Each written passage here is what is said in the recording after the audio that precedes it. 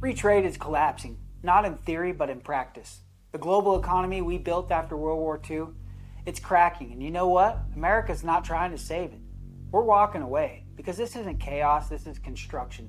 Trump's not reacting to the collapse of the old system.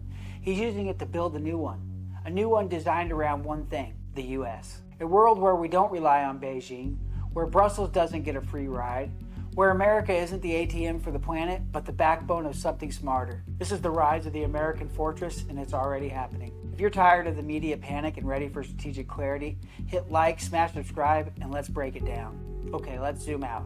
After World War II, we made a deal with the world. You trade peacefully, we'll keep the sea lanes safe, we'll buy your goods, we'll protect your borders, we'll even take the economic hit, so long as the missiles stay cold. And for decades, that system worked, at least on the surface. But while Japan thrived, while Europe rebuilt, while China rose, America paid the tab. We let industries hollow out, we let cheap labor and corporate profits drive policy, and when voters noticed, they were told it was just progress. That's where Trump said enough. When COVID exposed our vulnerabilities, Trump already had the blueprint. And now, in 2025, we're watching it come to life. Steel is coming back, semiconductor fabs are going up in Arizona and Texas. The South is becoming an EV hub, and small towns, once gutted by NAFTA, are seeing job postings again. This isn't nostalgia for the past, it's a bet on national strength. And look, this isn't just about bringing jobs home. It's about strategic capacity. Globalism works until there's a war, a pandemic, or a supply shock. Then suddenly, it doesn't. So ask yourself, would you rather have cheap iPhones or independent supply chains? Because Trump chose independence, and it's paying off. What does this fortress model actually look like?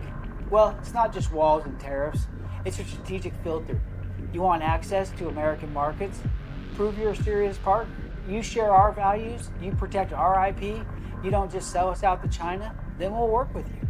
If not, you're on the outside of the fortress, and outside isn't where you want to be. Let's talk North America. This is the core of the fortress.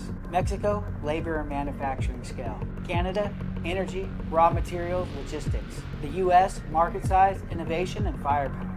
This regional triangle gives us a self-contained system stronger than most continents. Think about that. 3 democracies, no major demographic collapse, no global shipping required, no exposure to China or the Middle East. This is the new industrial alliance, one we control. Meanwhile, the rest of the world, not so lucky. Europe is caught flat-footed. Germany needs American markets but won't pay for its own defense. France wants strategic autonomy but buys energy from adversaries. The EU is more worried about regulating tractors than building chips. And China? Youth unemployment near 20%. It's aging faster than Japan. Manufacturing is moving out, and its Belt and Road, it's bleeding cash. They played the long game, but Trump just flipped the board. And what about BRICS?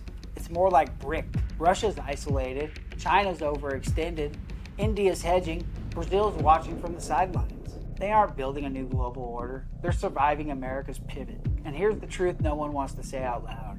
The world needs us far more than we need it. So what's the American fortress really about? It's not about cutting off the world. It's about cutting out the fake trade deals, the hollow promises, the allies who take and never deliver. We're replacing that with something better. Real partners, real production, real strength at home. This is economic nationalism done right. And for the first time in decades, Washington is finally catching on. So what comes next? Tariffs will stay, supply chains will keep tightening, manufacturing will keep rising. And Fortress America, it's going to be the model, not the exception. Other countries will simply copy us or get left behind. Because this isn't about ideology, it's about results. And Trump's betting everything on the idea that the future belongs to those who can stand on their own. And he literally bet everything. Free trade wasn't destiny, it was a decision. And now we're making a new one. We're not managing decline anymore, we're rebuilding dominance. Drop your thoughts in the comments. Is Fortress America the future of global power, or are we leaving too much behind? Like this video, subscribe to the channel, and check the links for books and tools that help you navigate this shift before the rest of the world catches on. This is Frank for America's Geopolitics. See you next time.